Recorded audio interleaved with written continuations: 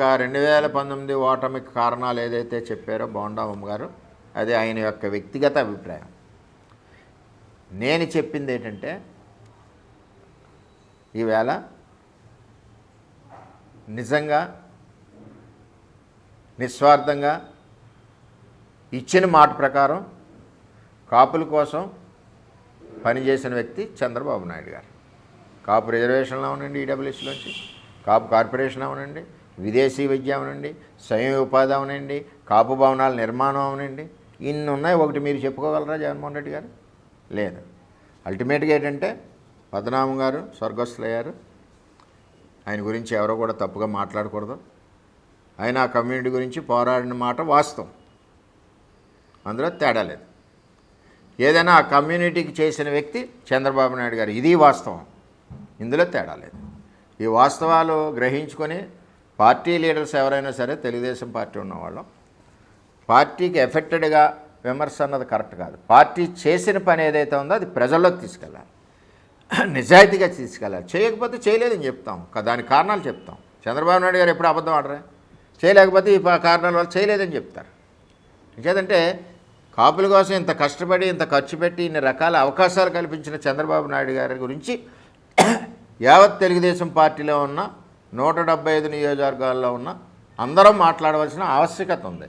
నిజాలు ప్రజలకు తెలియజేయాలి. ఎందుకంటే ఒకసారి మర్చిపోతారు, ఇలా జరిగింది, ఈ కమ్యూనిటీకి ఇలా జరిగింది, టోటల్గా అన్ని వర్గాలకి ఇలా జరిగిందని చెప్పి మనం చెప్పుకోవాల్సిన పని. మరి ఇప్పుడు వద్దాం. ఈవేళ కూటమి ప్రభుత్వంలో Telugu Desam party, Janasena party, BJP పార్టీలో ఈవేళ 25-26 బడ్జెట్లో 4,884 కోట్లు పెట్టారు. ఇది చిన్న విషయమా చెప్పండి? ఈ భవనాలు అసంపూర్తిగా ఉన్నట్లు నిర్మాణం కోసం అవునండి, రుణాల కోసం అవునండి, ఇవన్నీ కూడా 4,884 కోట్లు పెట్టారు. మళ్ళీ విదేశీ విద్య మొదలైంది, స్వయం ఉపాధి రుణాలు మొదలవుతున్నాయి. మరి ఇవన్నీ చెప్పండి, మీరు ఏమైనా చేశారు 5 సంవత్సరాల్లో? చేయలేదు. కాపుల అభివృద్ధికి 2014-19లో చంద్రబాబు నాయుడు గారు చేసినట్టు ఏ ముఖ్యమంత్రి కూడా చేయలేదు. చాలామంది ఇచ్చారు ఉత్తరాలు, కోట్ల విజయభాస్కర్ రెడ్డి ఇచ్చాడు ఉత్తరం, సుఖం ఉంది. ఈవేళ చంద్రబాబు నాయుడు గారు ఆచరణయోగ్యంగా చెప్పిన విషయానల్లా కూడా వాళ్ళకి ఇచ్చిన హామీ ప్రకారం వెళ్ళారు. చంద్రబాబు నాయుడు గారికి కులాలు ఉండవు. ఏ కులం వెనకబడి ఉందో దాని మీద ప్రేమతో అభివృద్ధి ఆర్థికంగా నిలబెట్టడానికి చూస్తారు. అన్ని కులాలని కూడా అందులో పేదరికం లేకుండా చేయడమే చంద్రబాబు నాయుడు గారి యొక్క ఉద్దేశం. అది ఈరోజు కూటమి ప్రభుత్వం కూడా ఇదే ఆలోచనతో, కూటమిలో ఉన్న అందరు నాయకులు కూడా మరి ఈ రాష్ట్రాన్ని అభివృద్ధి పదంలో ముందుకు తీసుకెళ్తా ఉన్నారు. ఇందులో నా వ్యక్తిగత ఏజెండా కానీ ఇంకొకరి వ్యక్తిగత ఏజెండాను కానీ పార్టీలకి కులవకూడదు. ఎవరన్నా ఒకరు మాట్లాడడం వలన 175 నియోజకవర్గాలకి ఎఫెక్ట్ అవుతుంది. చేసిన పని చెప్పుకోవడం వల్ల 175 నియోజకవర్గాల్లో తెలుగుదేశం పార్టీ బలపడదు. చేసిన పని చెప్పుకోకుండా సరదాగా మాట్లాడితే ఏమవుద్దని చెప్పి మనం తప్పుగా మాట్లాడడం వలన పార్టీకి నష్టం జరుగుతుంది.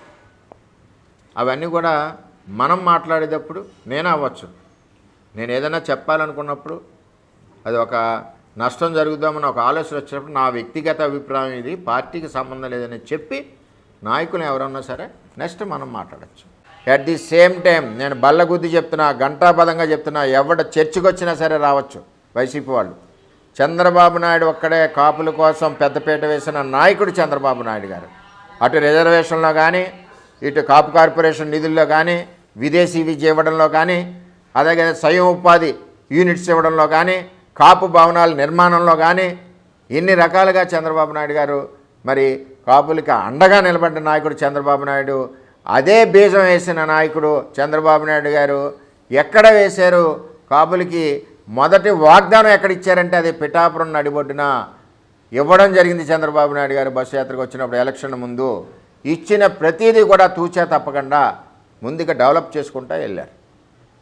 ఈవేళ కాపులకి నిజమైన నాయకుడు, నిజంగా 14-19లో న్యాయం చేసిన నాయకుడు ఎవరంటే అది చంద్రబాబు నాయుడు గారు.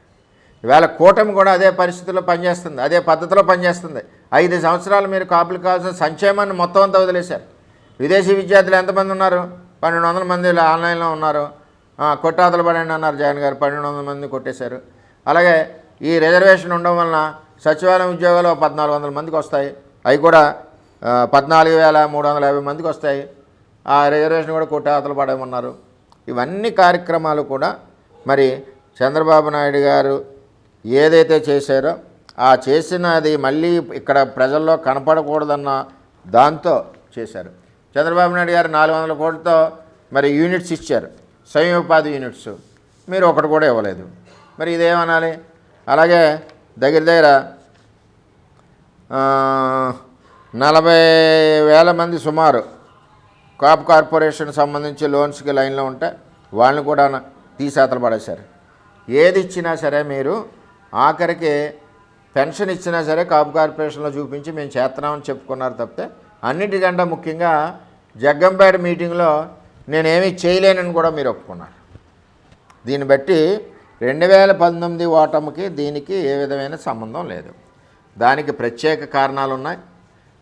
అమలు కాని హామీలని టెంప్ట్ అయ్యేలాగా ప్రజలకు చెప్పడం, పాదయాత్రలో ఊరికొక హామీ ఇవ్వడం, ఊరికో బడ్జెట్, అలాగే ఒక్కసారి ఛాన్స్ ఇవ్వండి రిక్వెస్ట్ చేసిన విధానం, ఇవన్నీ కూడా ఆయనకి కలిసి వచ్చినాయి. అంతే తప్పితే ప్రత్యేకంగా 2019 ఓటమికి బోండా ఉమ్మగారు చెప్పిన దానికి ఏ విధమైన సంబంధం లేదు. అది వ్యక్తిగత అభిప్రాయం బోండా ఉమ్మగారిదని మేము తెలియజేస్తూ ఉన్నాం. ఇంకా 2019 ఓటమికి కారణాలు ఏదైతే చెప్పారో బోండా ఉమ్మగారు, అది ఆయన యొక్క వ్యక్తిగత అభిప్రాయం. నేను చెప్పింది ఏంటంటే ఈవేళ నిజంగా నిస్వార్థంగా ఇచ్చిన మాట ప్రకారం కాపుల కోసం పనిచేసిన వ్యక్తి చంద్రబాబు నాయుడు గారు. కాపు రిజర్వేషన్లు అవనండి, ఈడబ్ల్యూఎస్లోంచి కాపు కార్పొరేషన్ అవనండి, విదేశీ విద్య అవనండి, స్వయం ఉపాధి అవనండి, కాపు భవనాల నిర్మాణం అవనండి, ఇన్ని ఉన్నాయి. ఒకటి మీరు చెప్పుకోగలరా జగన్మోహన్ రెడ్డి గారు? లేదు. అల్టిమేట్గా ఏంటంటే పద్మనాభం గారు స్వర్గస్థులయ్యారు. ఆయన గురించి ఎవరో కూడా తప్పుగా మాట్లాడకూడదు. ఆయన ఆ కమ్యూనిటీ గురించి పోరాడిన మాట వాస్తవం, అందులో తేడా లేదు. ఏదైనా ఆ కమ్యూనిటీకి చేసిన వ్యక్తి చంద్రబాబు నాయుడు గారు, ఇది వాస్తవం, ఇందులో తేడా లేదు. ఈ వాస్తవాలు గ్రహించుకొని పార్టీ లీడర్స్ ఎవరైనా సరే, తెలుగుదేశం పార్టీ ఉన్నవాళ్ళం, పార్టీకి ఎఫెక్టెడ్గా విమర్శ అన్నది కరెక్ట్ కాదు. పార్టీ చేసిన పని ఏదైతే ఉందో అది ప్రజల్లోకి తీసుకెళ్ళాలి, నిజాయితీగా తీసుకెళ్ళాలి. చేయకపోతే చేయలేదని చెప్తాం, దానికి కారణాలు చెప్తాం. చంద్రబాబు నాయుడు గారు ఎప్పుడు అబద్ధం ఆడరే, చేయలేకపోతే ఈ కారణాల వల్ల చేయలేదని చెప్తారు. ఇంకేదంటే కాపుల కోసం ఇంత కష్టపడి ఇంత ఖర్చు పెట్టి ఇన్ని రకాల అవకాశాలు కల్పించిన చంద్రబాబు నాయుడు గారి గురించి యావత్ తెలుగుదేశం పార్టీలో ఉన్న 175 నియోజకవర్గాల్లో ఉన్న అందరం మాట్లాడవలసిన ఆవశ్యకత ఉంది. నిజాలు ప్రజలకు తెలియజేయాలి. ఎందుకంటే ఒకసారి మర్చిపోతారు, ఇలా జరిగింది, ఈ కమ్యూనిటీకి ఇలా జరిగింది, టోటల్గా అన్ని వర్గాలకి ఇలా జరిగిందని చెప్పి మనం చెప్పుకోవాల్సిన పని. మరి ఇప్పుడు వద్దాం. ఈవేళ కూటమి ప్రభుత్వంలో Telugu Desam party, Janasena party, BJP పార్టీలో ఈవేళ 25-26 బడ్జెట్లో 4,884 కోట్లు పెట్టారు. ఇది చిన్న విషయమా చెప్పండి? ఈ భవనాలు అసంపూర్తిగా ఉన్నట్లు నిర్మాణం కోసం అవనండి, రుణాల కోసం అవనండి, ఇవన్నీ కూడా 4,884 కోట్లు పెట్టారు. మళ్ళీ విదేశీ విద్య మొదలైంది, స్వయం ఉపాధి రుణాలు మొదలవుతున్నాయి.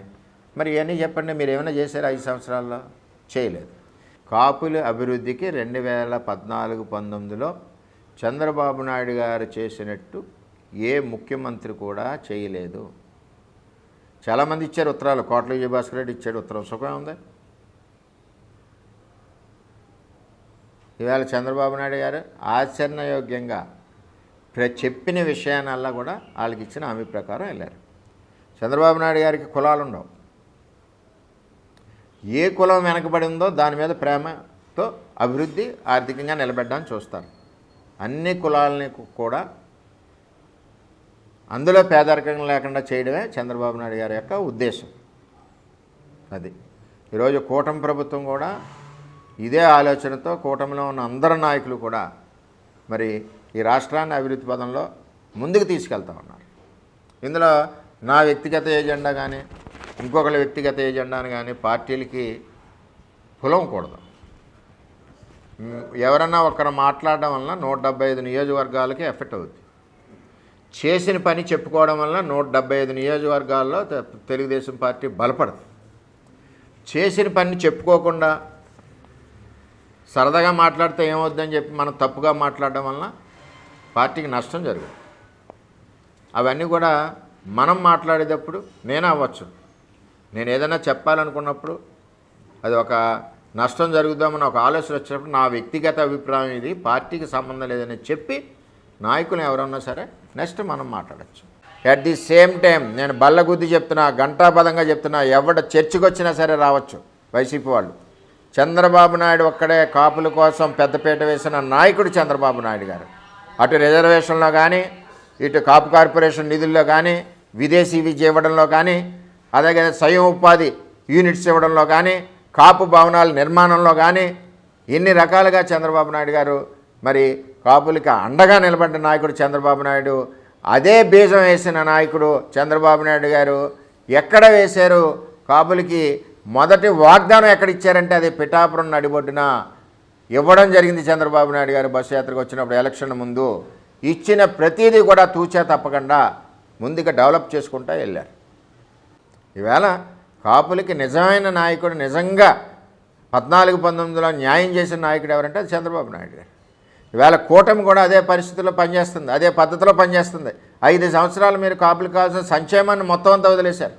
విదేశీ విద్యార్థులు ఎంతమంది ఉన్నారు? 1200 మంది ఆన్లైన్లో ఉన్నారు.